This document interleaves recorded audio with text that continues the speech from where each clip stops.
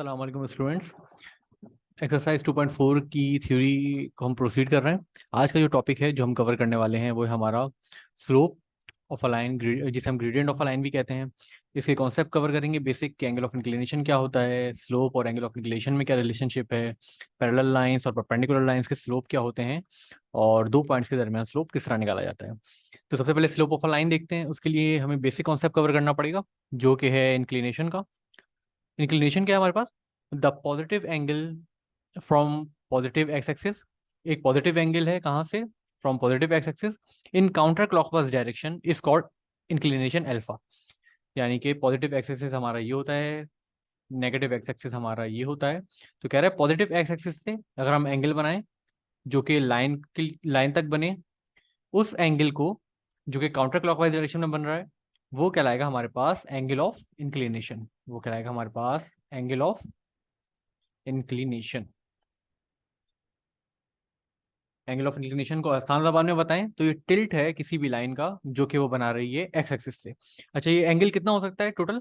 ये एंगल हो सकता है हमारा 0 डिग्री से लेके 180 डिग्री तक, इससे ज़्यादा नहीं हो सकता। 0 डिग्री से लेके 180 डिग्री तक होगा। जो टिल्ट बना रही होगी वो पॉजिटिव एक्स एक्सिस से, और जो एंगल बन रहा होगा वो काउंटर क्लॉकवाइज डायरेक्शन में बन रहा होगा। तो वो जो एंगल बनेगा उसे हम कहेंगे एंगल ऑफ इंक्लिनेशन। अच्छा, इंक्लिनेशन और स्लोप में क्या फर्क है? अभी हम इसकी ज्योमेट्रिकल मीनिंग देख रहे हैं, इसकी हम मैथमेटिकल डेरिवेशन भी करेंगे आगे, लेकिन अभी फिलहाल ज्योमेट्रिकल डेफिनेशन हम देख रहे हैं कि जो एंगल ऑफ इंक्लिनेशन बनता है किसी भी लाइन का पॉजिटिव एक्स एक्सिस से, वो बनता है काउंटर क्लॉकवाइज डायरेक्शन में उसका एंगल, वो कहलाता है हमारे पास एंगल ऑफ इंक्लिनेशन। और स्लोप और एंगल ऑफ इंक्लिनेशन का क्या आपस में रिलेशनशिप है? जो भी मेरे पास एंगल ऑफ इंक्लिनेशन आया है, अगर मैं उसको ट्रिग्नोमेट्रिक टेंजेंट कर दूं, यानी टेंजेंट ऑफ दैट एंगल, यानी अगर मैं टेंजेंट ऑफ दैट एंगल कर दूं तो मेरे पास टेंजेंट ऑफ दैट एंगल कर दूं तो मेरे पास आ जाएगा स्लोप ऑफ अ लाइन। यानी टेन थीटा का फंक्शन अगर मैं उस एंगल ऑफ इंक्लिनेशन में लगा दूं तो मेरे पास आ जाएगा स्लोप। यानी कि झुकाव किसी भी लाइन का एक्स एक्सिस के गिर्द, जो लाइन कितनी झुकी हुई है वो हमारे पास कहलाएगा स्लोप। ये हमने ज्योमेट्रिकल डेफिनेशन देखी, आगे मैथमेटिकल डेफिनेशन भी देखेंगे। फर्दर प्रोसीड करते हैं। अच्छा, लाइन के जो बेसिक कॉन्सेप्ट्स हैं उसमें तीन तरह की हो सकती हैं। या तो वो line parallel to X axis होगी, या तो पैरेलल टू एक्स एक्सिस होगी, या पैरेलल टू वाई एक्सिस होगी, या इनके अलावा कोई और कॉम्बिनेशन बनेगा। इनके अलावा कॉम्बिनेशन क्या बन सकता है? ना पैरेलल टू एक्स एक्सिस है, ना पैरेलल टू वाई एक्सिस है, और बीच में कोई भी एक एंगल बना रही होगी अपना एक्स एक्सिस से। अच्छा, पैरेलल टू एक्स एक्सिस अगर एक लाइन है तो वो स्लोप की टर्म में से किस तरह डिफाइन कर पाएंगे हम? If the line is parallel to X axis, अगर एक line parallel to X axis है, इट्स इंक्लिनेशन इज जीरो। जाहिर है अगर एक लाइन जो जिस तरह ये ए और बी लाइन गिवन है, अगर ये एक्स एक्सिस के पैरेलल है तो इसका एंगल ऑफ इंक्लिनेशन कितना बन रहा है? एंगल ऑफ इंक्लिनेशन हमारे पास कितना बन रहा है? इसका angle of inclination x axis से कितना बन रहा है? ये पैरेलल लाइन है तो एंगल ऑफ इंक्लिनेशन बन रहा है इसका जीरो। तो अगर जीरो एंगल ऑफ इंक्लिनेशन है, जो कि हमारे पास यहाँ मेंशन है alpha is equal to zero, inclination angle zero है, तो मेरे पास tangent of zero, tan zero की वैल्यू मेरे पास होती है जीरो। टेन जीरो की वैल्यू मेरे पास होती है जीरो। तो अगर एक line parallel to X axis है तो उसका स्लोप जो होगा, यानी उसका झुकाव जो होगा एक्स एक्सिस के अलॉन्ग, वो होगा जीरो। ये बहुत ही बेसिक चीज थी, हम इसे जाहिर है विजुलाइज भी कर पाते हैं कि अगर एक line parallel to X axis है उसका कोई भी एंगल ऑफ इंक्लिनेशन नहीं बनेगा, उसका कोई भी टिल्टिंग एंगल नहीं होगा, तो उसका स्लोप जो होगा वो होगा जीरो। अच्छा, इसी तरह हम करते हैं if the line is parallel to Y axis. अगर line parallel to Y axis है, वाई एक्सिस अगर लाइन पैरेलल है तो इसका एंगल कितना बनेगा? पॉजिटिव एक्स एक्सिस से इसका एंगल बनेगा 90 डिग्री। अगर एंगल 90 डिग्री बनेगा मेरे पास तो मैं एंगल ऑफ इंक्लिनेशन मेरे पास बन रहा है 90 डिग्री। तो अगर मैं 1090 निकालूं तो 1090 मेरे पास कितना होता है? 1090 डिग्री होता है इन्फिनिटी। और इसकी फिजिकल इंटरप्रिटेशन अगर हम देखें तो जाहिर है अगर एक line parallel to Y axis है तो आप उसका पूछ रहे हैं झुकाव, यानी स्लोप कह रहे हैं बताओ ये कितना टिल्ट है। अगर एक लाइन बिल्कुल सीधी खड़ी हुई है तो उसकी टिल्टिंग एंगल तो बनेगा ही नहीं, तो आप इसे मैथमेटिकली डिफाइन ही नहीं कर पाते। इस वजह से हम कहते हैं कि जो slope of the line parallel to axis है, यानी परपेंडिकुलर लाइन है, अगर वो एक्स एक्सिस के अलोंग परपेंडिकुलर लाइन है, तो जो हमारे पास एंगल बनेगा उसका जो एंगल बनेगा वो बनेगा 90 डिग्री। और 90 डिग्री एंगल का अगर हम टेंजेंट लेंगे तो हमारे पास आएगा इन्फिनिटी। यानी आप उसे डिफाइन ही नहीं कर सकते कि उसका टिल्टिंग एंगल क्या है। क्यों नहीं डिफाइन कर सकते? क्यों? क्योंकि वो लाइन बिल्कुल सीधी खड़ी हुई है। अगर एक लाइन आप कह रहे हैं बिल्कुल स्ट्रेट है, सीधी खड़ी हुई है, तो उसका टिल्टिंग एंगल का सवाल ही पैदा नहीं होता। तो ये मैथमेटिकली आप साबित नहीं कर सकते, इस वजह से हम कहते हैं कि 1090 जो आएगा वो आएगा हमारे पास इन्फिनिटी। अच्छा, ये कॉन्सेप्ट हमें अगर क्लियर हो गया तो हम और थोड़ा सा आगे डिटेल में बात करते हैं इसकी। Note that line with positive slope points to the north east and has acute angle. अच्छा, पॉजिटिव स्लोप सबसे पहले हम बात कर लेते हैं कि पॉजिटिव स्लोप है क्या। पॉजिटिव स्लोप वो स्लोप है कि अगर मैं एक्स की एक्सिस पे आगे बढ़ूं तो मेरा वाई का जो कोऑर्डिनेट है वो भी बढ़े। अगर मैं एक्स एक्सिस पे आगे बढ़ूं तो मेरा वाई कोऑर्डिनेट भी अगर बढ़ रहा है तो वह कहलाएगा मेरे पास पॉजिटिव स्लोप। अगर मैं एक्स एक्सिस के अलॉन्ग आगे बढ़ूं और मेरा वाई कोऑर्डिनेट भी बढ़े, यानी अगर मैं इस पॉइंट पे देखूं तो एक्स और वाई कोऑर्डिनेट कुछ आ रहे होंगे मेरे पास। अगर मैं इस पॉइंट पे देखूं तो एक्स कोऑर्डिनेट मेरा बढ़ा है, मैं आगे की तरफ गया हूं, तो आप देख रहे हैं कि वाई कोऑर्डिनेट जो है वो भी मेरा पास इंक्रीज हुआ है। अगर मैं यहाँ पे एक लाइन ड्रॉ करूं तो आप ये देख रहे हैं कि मेरे पास एक्स जैसे जैसे बढ़ा है तो वाई कोऑर्डिनेट भी मेरा इंक्रीज हुआ है। अगर मेरा एक्स के बढ़ने के साथ साथ वाई कोऑर्डिनेट भी इंक्रीज हो रहा है तो मेरा जो स्लोप कहलाएगा वो कहलाएगा पॉजिटिव स्लोप। और ये हमेशा डायरेक्ट होगा नॉर्थ ईस्ट की तरफ। अच्छा, नॉर्थ ईस्ट की तरफ तरफ डायरेक्ट कैसे होगा? अगर मैं इसी पे अपने डायरेक्शन मार्क कर दूं तो जो टॉप पे होता है वो होता है नॉर्थ, साउथ, ईस्ट और वेस्ट। तो ये स्लोप आप देख रहे हैं कि ये लाइन इस तरफ जा रही है, तो कह रहा है नॉर्थ ईस्ट की तरफ जाएगी ये लाइन, नॉर्थ और ईस्ट की तरफ ये लाइन जारी होगी अगर हमारे पास पॉजिटिव स्लोप होगा। और एंगल जो बनेगा वो बनेगा एक्यूट। ये तमाम चीजें हमने देख ली, एंगल एक्यूट बन रहा है और जो लाइन जा रही है वो नॉर्थ ईस्ट की तरफ जा रही है और एक्स के इंक्रीमेंट के साथ साथ वाई भी इंक्रीज हो रहा है, तो ये कहलाएगा हमारे पास पॉजिटिव स्लोप। इसी तरह हम नेगेटिव स्लोप की बात करते हैं। नेगेटिव स्लोप मेरे पास क्या है? नेगेटिव स्लोप है मेरे पास ऐसा स्लोप, अगर मैं एक्स एक्सिस के अलॉन्ग आगे बढ़ूं तो मेरा जो वाई एक्सिस है वो डिक्रीज हो। एक्स एक्सिस के अलॉन्ग में आगे बढ़ूं तो वाई एक्सिस डिक्रीज हो। फॉर सपोज मैं ये पॉइंट लेता हूँ, इस पॉइंट पे मेरी वाई की जो वैल्यू है वो फॉर सपोज ये वैल्यू है, और मैं एक्स एक्सिस के अलॉन्ग आगे बढ़ रहा हूँ। फॉर सपोज मैं अब इस पॉइंट पे आ गया हूँ, इस पॉइंट पे मेरी वाई की वैल्यू और ज़्यादा कम हो गई है। इसी तरह मैं और आगे बढ़ूँ, अगर मैं इस पॉइंट पे आ जाऊँ तो वाई की वैल्यू मेरी और कम हो गई है, और मैं इस पॉइंट पे अगर पॉइंट प्लॉट करूँ अपना तो वाई की वैल्यू मेरी और कम हो गई है। तो देखने में ये आ रहा है कि एक्स एक्सिस अगर बढ़ रहा है, एक्स एक्सिस अगर बढ़ रहा है तो वाई एक्सिस की वैल्यू डिक्रीज हो रही है। पॉजिटिव एक्स एक्सिस में क्या था? अगर एक्स एक्सिस पॉजिटिव स्लोप में क्या था? अगर एक्स एक्सिस बढ़ रहा है तो वाई एक्सिस भी बढ़ेगा। नेगेटिव स्लोप में क्या है? अगर एक्स एक्सिस बढ़ रहा है तो वाई एक्सिस अगर नीचे आएगा तो वो कहलाएगा नेगेटिव स्लोप। तो नेगेटिव स्लोप भी हमें क्लियर हो गया। पैरेलल अगर लाइन अगर एक्स एक्सिस के है तो वो जीरो स्लोप है, हॉरिजॉन्टल लाइन कहलाएगा। अगर line parallel to Y axis है, जो कि इस केस में है, अगर line parallel to Y axis है तो इसका स्लोप अनडिफाइंड होगा। अनडिफाइंड क्यों होगा? क्योंकि आप इसे मैथमेटिकली और इन टर्म्स में साबित ही नहीं कर सकते कि अगर एक लाइन सीधी खड़ी हुई है तो ये बात कहना ही फजूल है कि उसका टिल्ट कितना है। जाहिर है टिल्ट नहीं है, तभी तो वो लाइन सीधी खड़ी है। तो मैथमेटिकली इस चीज को हम प्रूफ नहीं कर सकते, इस वजह से हम कहते हैं कि जो स्लोप है वो अनडिफाइंड है। अच्छा, ये तो हमने पढ़ ली ज्योमेट्रिकल चीजें कि स्लोप ऑफ अ लाइन होती क्या है।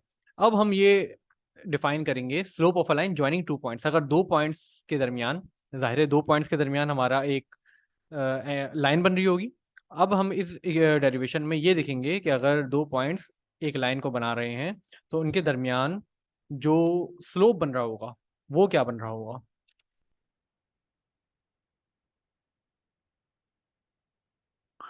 ठीक है, तो सबसे पहले हमने इसमें पॉइंट्स मार्क कर दिए हैं। पॉइंट्स मार्क कर दिए हैं, एक पॉइंट है ए, एक पॉइंट है बी, जो कि इस लाइन के पॉइंट्स हैं। एक पॉइंट है ए, एक पॉइंट है बी, जो कि इस लाइन के पॉइंट्स हैं। अच्छा, अगर मैं एक लाइन पर पैरेलल ड्रॉ करूं, जो कि मैंने ये लाइन ड्रॉ की है, पैरेलल लाइन ड्रॉ की है एक्स एक्सिस के, एक लाइन एक और में ड्रॉ करूं जो कि मैं parallel to Y axis draw कर रहा हूं, तो एक इंटरसेक्टिंग पॉइंट आ जाएगा मेरे पास। उस इंटरसेक्टिंग पॉइंट के अगर मैं कोऑर्डिनेट निकालूं तो हम ये अपनी बेसिक इन्फॉर्मेशन से जानते हैं कि इस लाइन के कोऑर्डिनेट्स मेरे पास क्या आएंगे। अगर line parallel to X axis है, अगर line parallel to X axis है तो इसमें जो हमारे पास y का कोऑर्डिनेट है वो सेम रहेगा। और अगर line parallel to y axis है तो इसमें x का कोऑर्डिनेट सेम रहेगा। तो इसके जो कोऑर्डिनेट बन जाएंगे, x2 सेम रहेगा, यहाँ पे ये बन जाएगा x2 कॉमा, यहाँ पे इस लाइन में y1 सेम रहेगा तो ये बन जाएगा y1।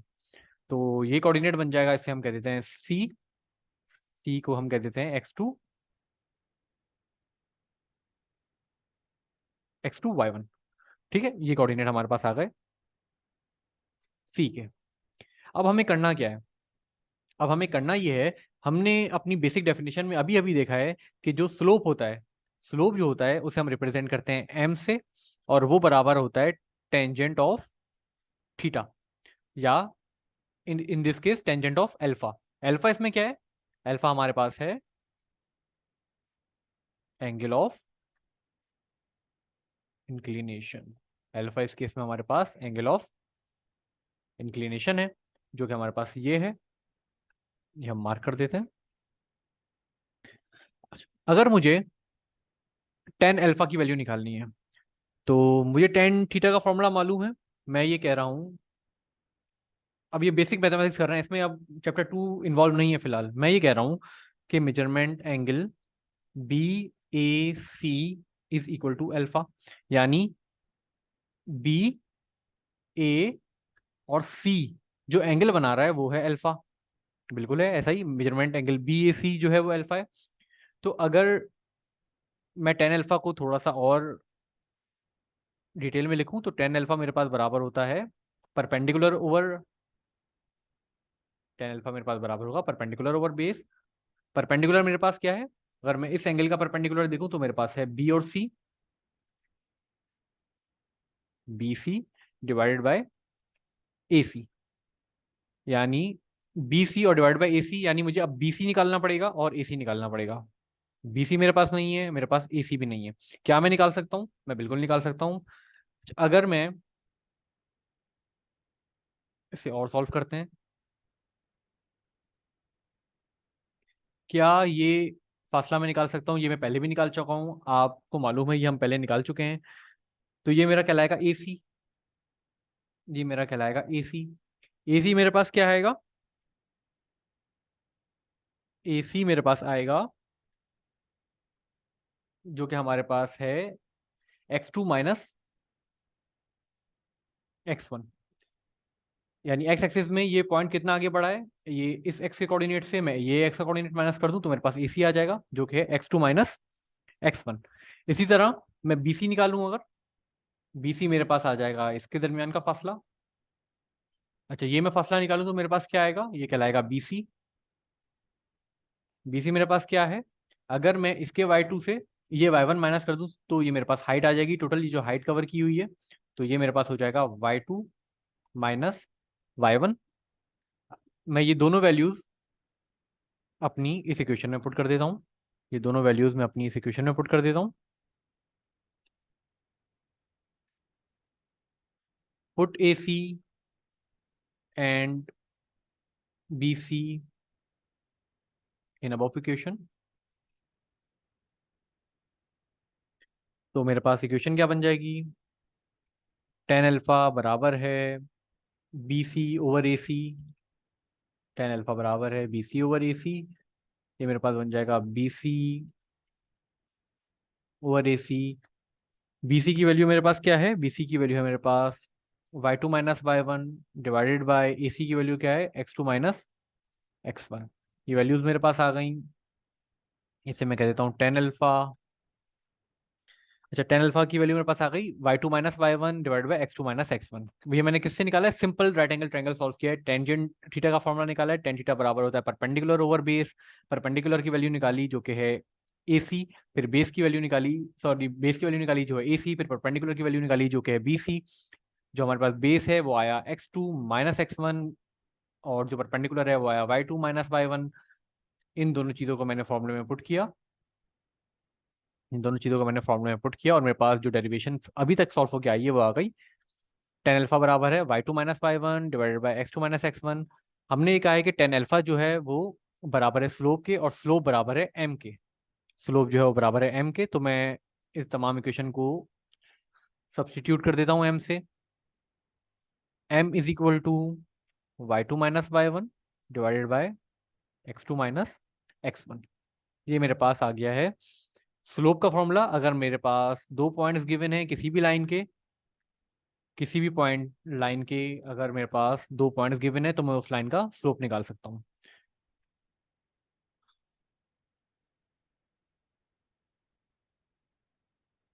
This is the formula for the slope.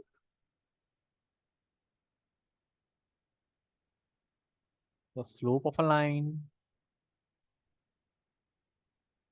when two points of a line is given. ये फॉर्मूला हम कब पुट करेंगे? ये फॉर्मूला हम तब पुट करेंगे जब हमें किसी भी लाइन का अगर स्लोप मालूम करना है और उस लाइन के हमें 2 पॉइंट्स गिवन है, तो वो लाइन पे कहीं भी हो सकते हैं। अगर 2 पॉइंट्स मुझे गिवन है तो मैं उसका स्लोप निकाल सकता हूँ। अच्छा, इस फॉर्मूले को हम थोड़ा सा और देखते हैं।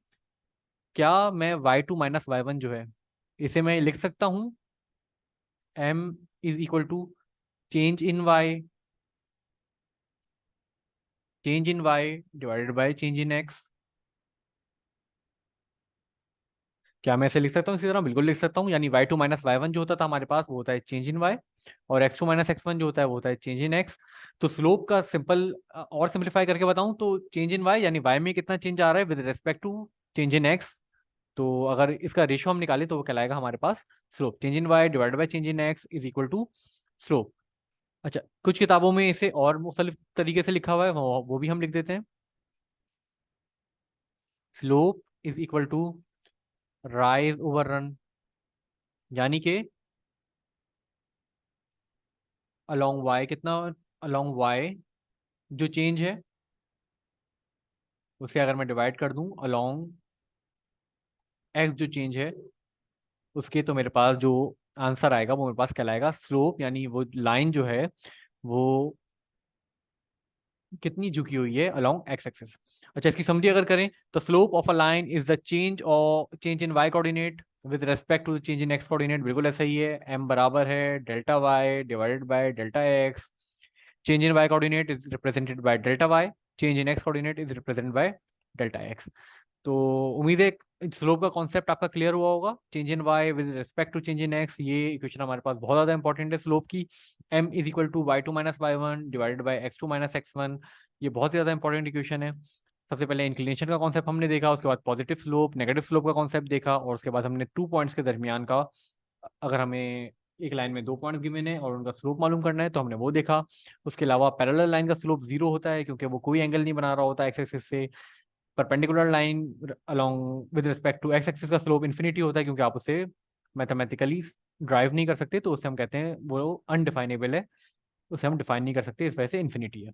उम्मीद है ये लेक्चर आपको समझ में आया होगा। अगर कोई आपका सवाल है तो वो कमेंट बॉक्स में कमेंट कीजिए, मैं कोशिश करूंगा कि उसका रिप्लाई करूँ। अल्लाह हाफिज़।